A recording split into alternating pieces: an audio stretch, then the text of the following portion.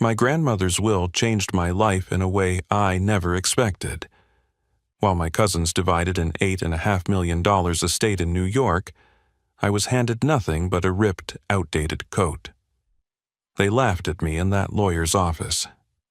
Dorian leaned back in his chair and smirked, asking if I planned to pawn it for lunch money. Isla whispered just loud enough for everyone to hear, saying it was fitting for someone who always lived like a stray. I held the coat in my hands, trying to hide the humiliation burning inside me. Every eye in the room was on me, waiting to see if I would break. My Uncle Victor gave me that cold little smile of his, the kind that always carried the message that I didn't belong. For a second, I considered throwing the coat in the trash on my way out of the building. But something stopped me. Something about the way my grandmother's hand had folded the fabric, as though it wasn't just a coat but a message she wanted only me to find. When I got home and ran my fingers along the lining, I felt it. A hard ridge, out of place, hidden beneath the stitches. I grabbed a pair of scissors and sliced it open. A small sealed envelope slipped onto the floor. My chest tightened. I opened it, and when I read the words inside, my hands started to shake so badly I nearly dropped the letter. When I walked out of that Manhattan office clutching the worn coat, it felt as though every ounce of dignity had been stripped from me. The polished marble floors, the golden light streaming from chandeliers, and the smell of expensive cologne lingering in the air all belonged to the world of my cousins. I was just a shadow at the edge of it, the forgotten grandson who had no claim to the Grant fortune. I am Elias Grant, 32 years old, and for as long as I can remember, money has never been my ally. I work at a small independent bookstore in Albany, surrounded by shelves of dusty novels and poetry that sell slower than the rent climbs. I make enough to keep my one-bedroom apartment, barely enough to cover groceries, and never enough to silence the question that follows me everywhere. What would my life have been if my grandmother's love had been matched with her wealth? Henrietta Grant, my grandmother, was the anchor of my childhood.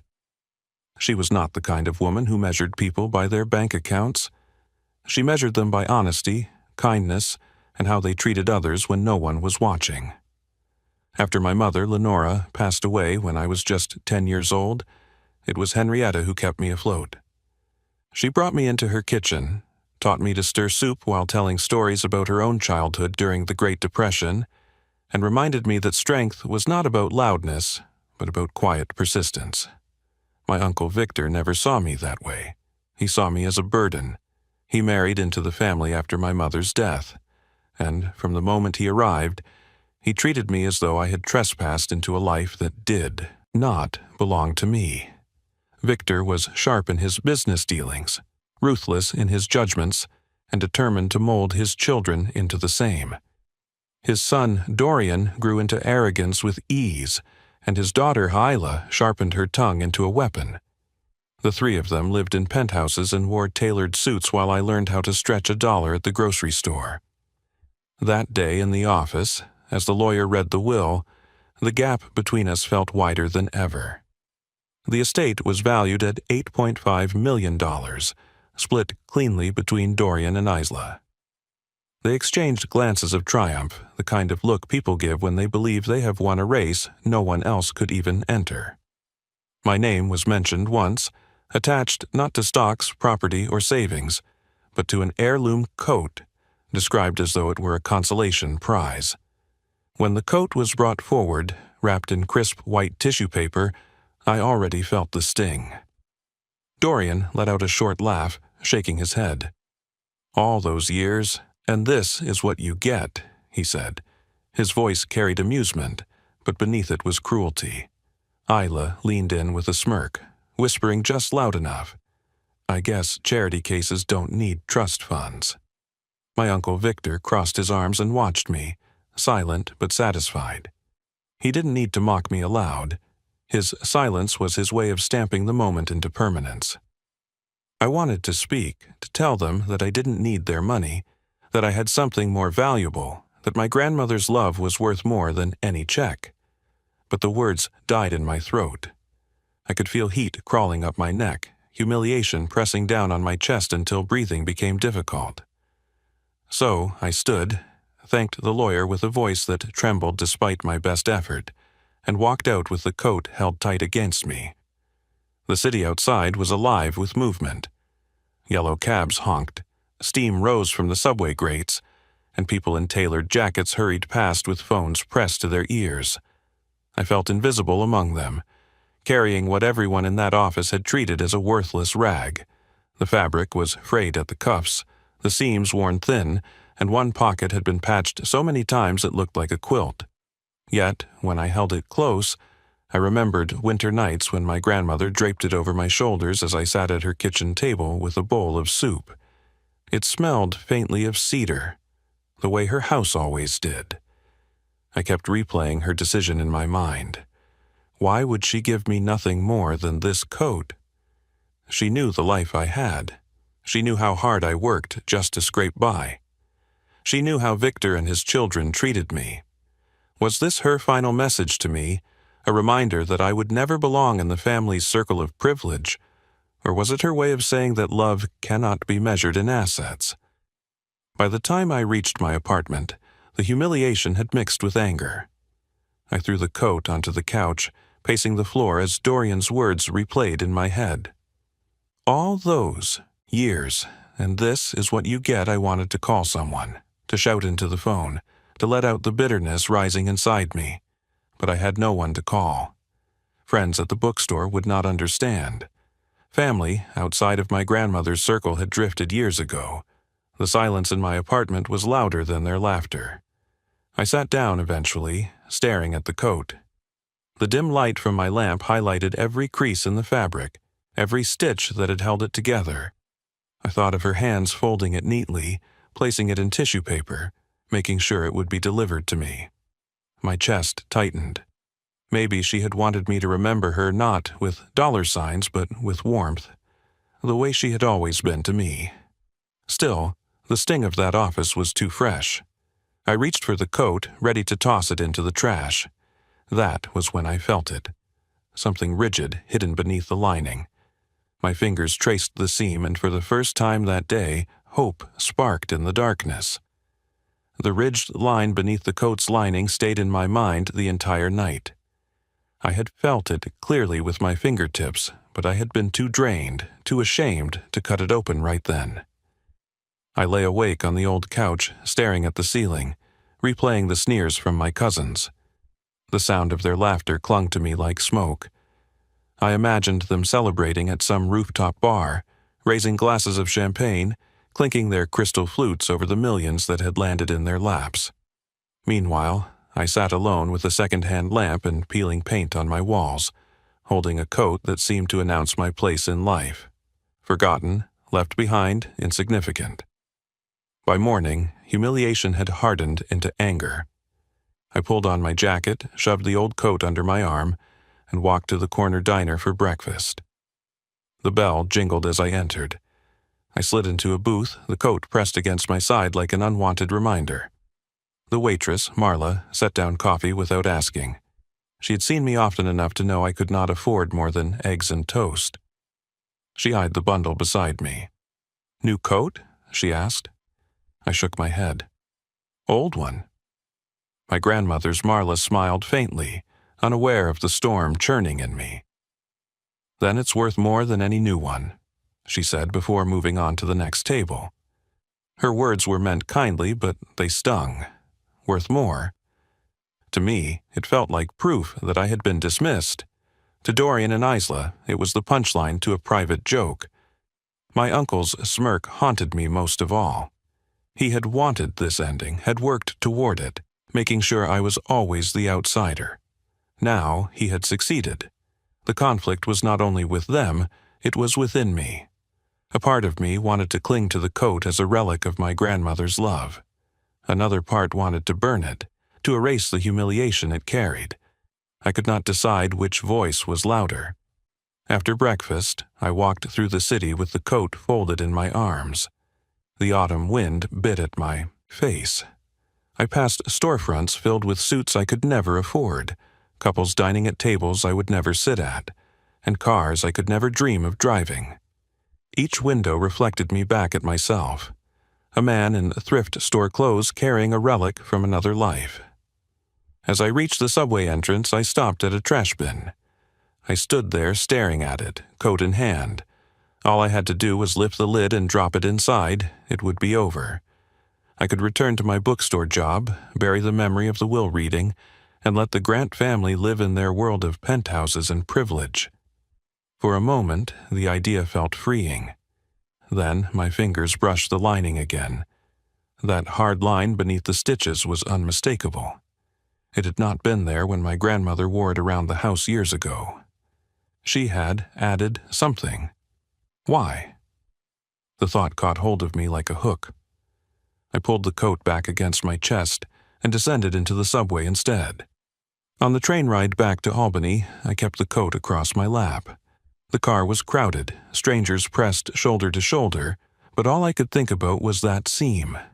I remembered how my grandmother had folded it so carefully. She had not simply tossed it into a box. She had wrapped it in tissue, ensuring it would be delivered to me intact. My chest tightened with a new possibility. Maybe this was not rejection. Maybe it was something else. But doubt whispered too. What if it was nothing? What if it was only the uneven stitching of an old coat?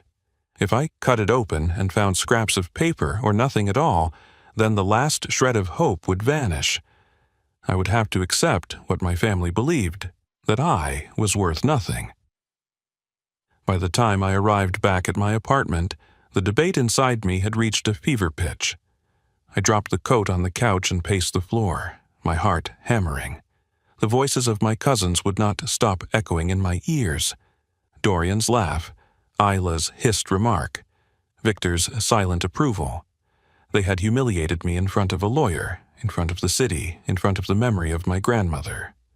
I stopped pacing and looked at the coat. It lay there, silent, but full of weight. If I ignored it, I would live with the gnawing question forever. If I opened it and found nothing, I would collapse under the truth. The fear of both choices tore at me. That night, I dreamed of my grandmother's kitchen. I was 10 years old again, sitting at the table while she stirred soup. She looked over her shoulder at me with the same eyes that had always carried warmth. "Elias," she said, "you cannot let them tell you who you are. You must find out for yourself." I woke with tears on my face. The next morning, I made my decision. I set the coat on the table, cleared the space, and pulled a pair of scissors from the drawer. My hands trembled as I slid the blade under the seam. With each careful cut, threads snapped like tiny whispers. The sound filled the room. When the final stitch broke, my fingers slipped inside. The hard ridge was there. I gripped it and pulled. Out came a small envelope, sealed tightly, its edges yellowed with age. I stared at it, my breath shallow, the weight of everything pressing down on me. This was it. Whatever my grandmother had left me was inside. My humiliation, my anger, my doubt, all of it balanced on this one fragile piece of paper. The envelope sat in front of me, its edges frayed and its seal unbroken. I stared at it as though it were alive, waiting to see if I had the courage to face what it carried. My grandmother's handwriting stretched across the front, looping and uneven with age, but unmistakably hers. I had seen that handwriting on recipe cards, birthday notes, and the small reminders she used to stick on the refrigerator. Seeing it again now made my chest ache. I picked it up and held it in my hands. It was light, fragile, and yet it seemed to weigh more than the entire world.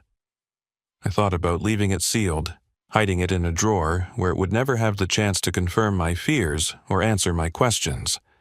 If I never opened it, then at least hope could live. But hope mixed with fear is not peace. It gnaws at you every time you sit still. I thought of Dorian's smirk, Isla's sharp whisper, and Uncle Victor's satisfied silence. They believed I had been cast aside. They believed I was nothing. My jaw tightened. I refused to carry that humiliation for the rest of my life. If my grandmother had left me a message, I needed to know what it was. even if it broke me. I set the envelope down, walked to the sink, and splashed cold water on my face. My reflection in the cracked bathroom mirror looked back at me with hollow eyes. I whispered, "You have nothing left to lose." My voice was unsteady, but it was the only push I needed. Back at the table, I slid a knife gently under the seal. The paper cracked as it tore open, releasing a faint musty smell of old cedar and ink. My hands trembled as I unfolded the letter inside. The paper was thin, the handwriting shaky, but every stroke was filled with intent. Before I read it, I hesitated again. Memories flooded me. My grandmother laughing in the garden as I chased fireflies.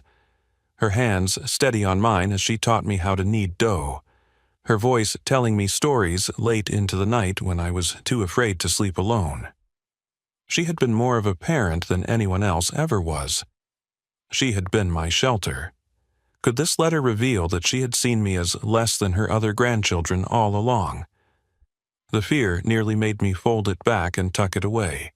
But then I heard her voice in memory, calm and steady. "Elias, truth is never your enemy. Lies are," I began to read. The first line was simple.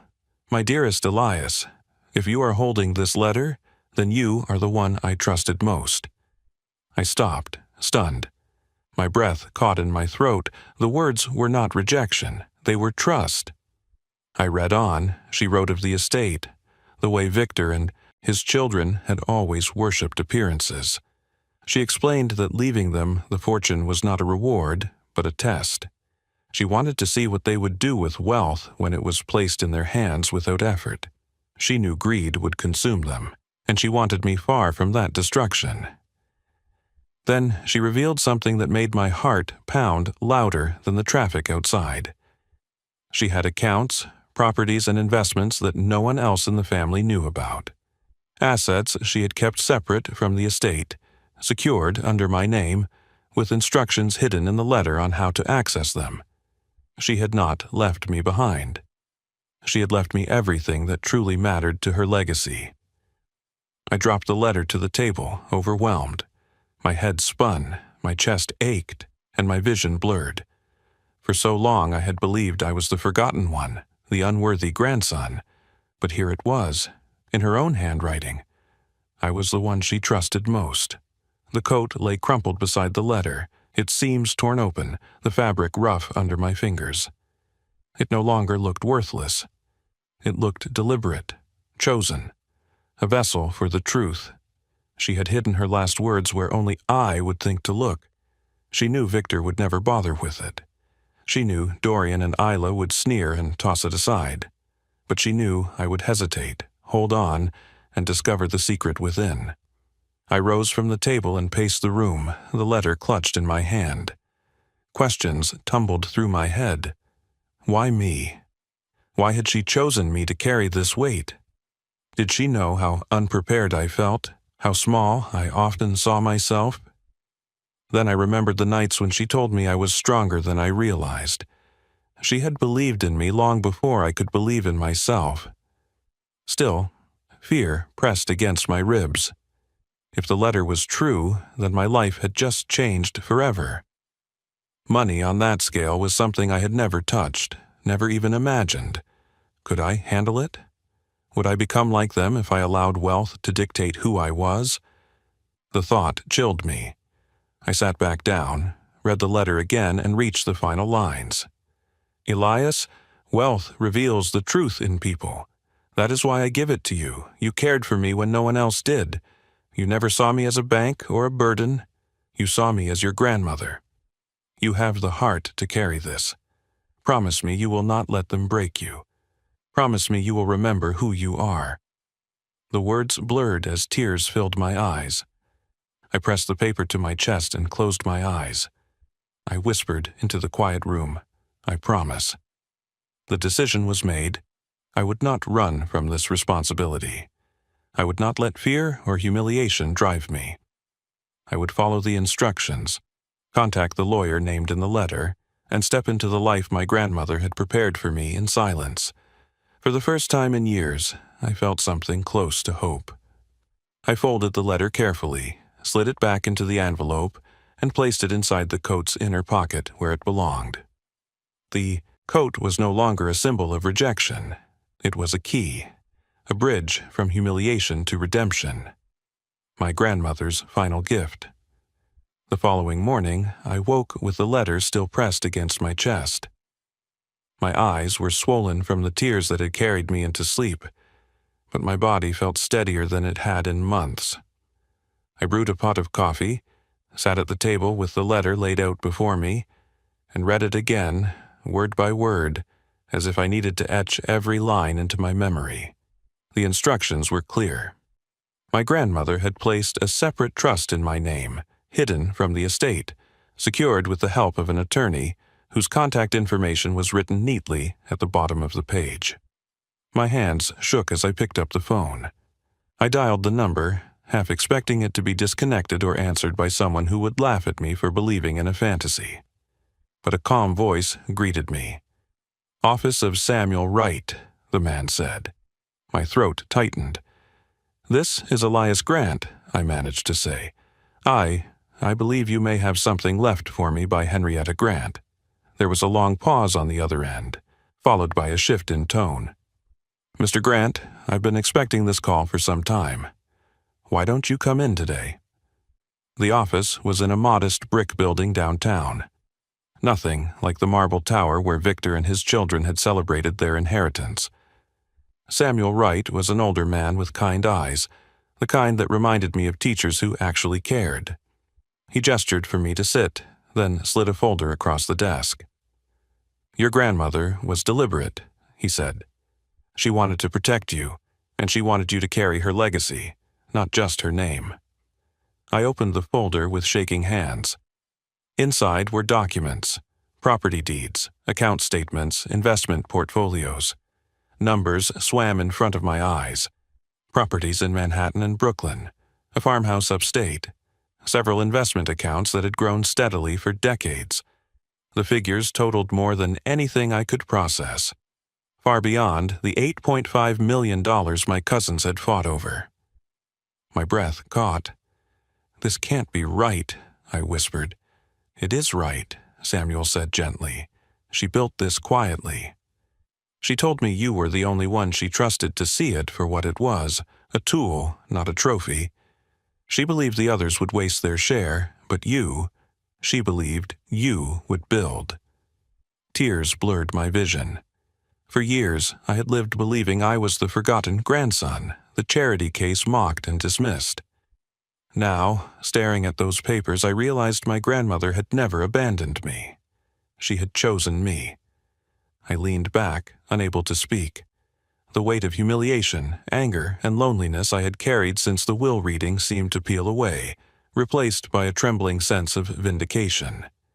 Dorian's laughter, Isla's sneers, Victor's silence, all of it lost its power. They had celebrated scraps while my grandmother had entrusted me with her true legacy.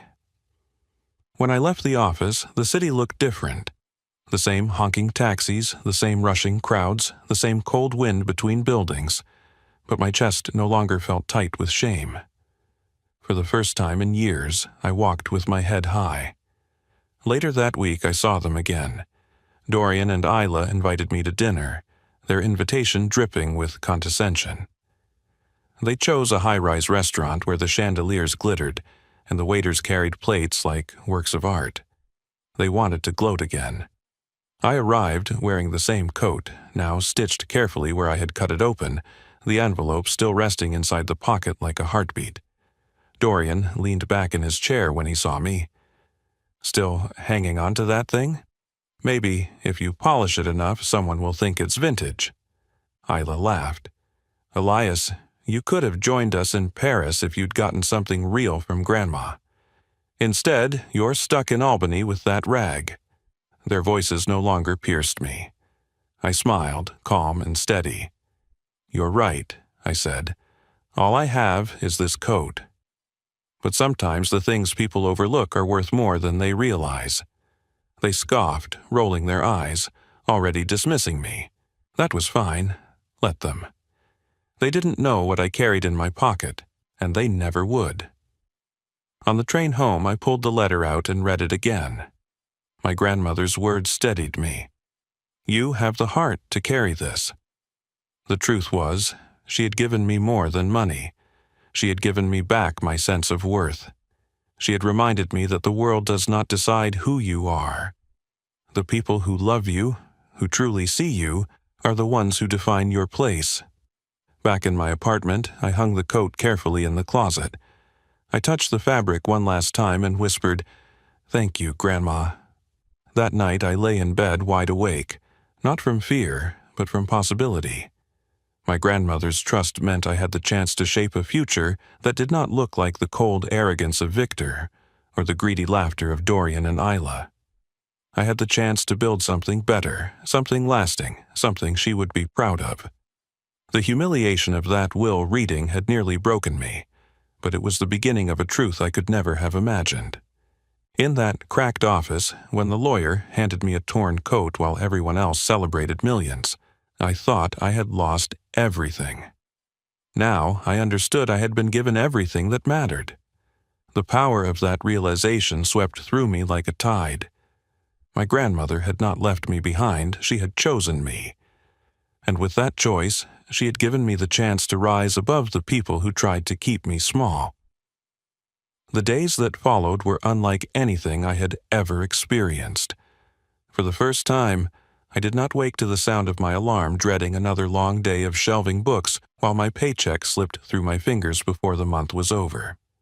Instead, I woke with a letter that gave me a new sense of purpose. My grandmother's words echoed in me every morning. She had trusted me. She had seen me not as the forgotten one, not as the burden Victor always called me, but as the only one strong enough to carry her true legacy. At first, I told no one. The weight of what she had left me was too great to reveal. The money, the properties, the accounts, it was overwhelming. But even more overwhelming was the responsibility. I thought about my grandmother's kitchen, the way she taught me that strength was not measured by how much you had, but by how you treated others when you had it. I knew I could not let her down. Victor, Dorian, and Isla continued flaunting their inheritance. They posted pictures online of trips to Paris, parties in penthouses, and shopping sprees with designer bags piled high. To them, the estate was proof of their worth, a trophy they could wave in the faces of others. Yet behind their polished smiles I could already see the cracks. Dorian's arrogance grew louder. Isla's tone became more desperate, as if she feared losing her grip on the lifestyle she had been handed. Months later, I learned that their millions were shrinking fast. Investments were squandered on bad deals. Luxury became a hungry beast that devoured everything they owned. By the end of the year, they were still living in expensive apartments, but whispers of debt followed them. Then, one evening, as snow began to fall outside my apartment, I received a call. It was Isla. Her voice, usually sharp and confident, trembled. "Elias," she said, "can we talk?" "Maybe over dinner." I could hear the strain she tried to hide. For years she had mocked me, laughed at me, treated me as if I were beneath her. Now she reached out, not with laughter, but with desperation. Dorian followed days later with a message full of forced friendliness, asking if I wanted to catch up. I knew what they wanted. They had begun to sense the truth. Somehow they knew I was not struggling anymore. I met them once more, this time in the same restaurant where they had mocked me for wearing the coat. Dorian's suit looked sharper than ever, but his eyes darted nervously when he spoke. Isla kept her voice sweet, but her hands twisted the napkin in her lap. They tried to ask careful questions, circling the subject, probing without directly begging. I listened, calm and steady, sipping water as though I had all the time in the world. When the moment came, I leaned forward. "You mocked me when all I had was this coat. You laughed when I walked out of that office, and yet this coat carried something you could never buy, her trust. I don't need to prove that to you, but I will never forget how you treated me when you thought I had nothing." They fell silent, their arrogance deflating like a balloon pricked with a pin. For once, they had no words. I left them there, not with anger, but with clarity. I no longer needed their approval. I no longer carried their mockery like a wound. My grandmother had healed that the moment she entrusted me with her secret. In the months that followed, I began to put her legacy to use. I restored the farmhouse she had left upstate, turning it into a community center for children who had grown up the way I had, lonely, overlooked, uncertain of their worth. I funded scholarships for students who could not afford college, but had the determination to push forward. I built something that honored her, something that reflected the heart she had always given me. The coat still hangs in my closet. I do not wear it often, but sometimes on quiet nights I take it out, trace the stitches I cut open, and hold it close. It reminds me of where I began. It reminds me that even when the world laughs, even when family betrays you, love has a way of breaking through. The lesson my grandmother gave me is one I will carry forever. Money reveals who people are. Some will waste it, some will worship it, and a rare few will use it to build. She trusted me to be one of the few. As I sit here telling this story, I think back to that day in the lawyer's office when humiliation pressed me down and I believed I was nothing. If I had thrown the coat away, I would never have found the envelope. I would never have heard her last words. I would never have discovered that what seemed worthless was worth more than gold. To anyone listening who feels overlooked or dismissed, remember this: value is not always visible on the surface. Sometimes it is hidden in the places others mock or ignore. Sometimes the smallest thing can hold the greatest gift. My grandmother's legacy was not only the wealth she hid in that coat. It was the reminder that I was never forgotten, never unworthy, and never powerless. That is the gift I carry now, and it is greater than any fortune. If this story moved you, share it with someone who needs a reminder of their worth. Leave a comment below and tell me what part of the story resonated most with you. Hit the like button if you want to hear more real stories told from the heart, and most importantly, subscribe to the channel so you never miss the next one. Thank you for being here, and thank you for listening.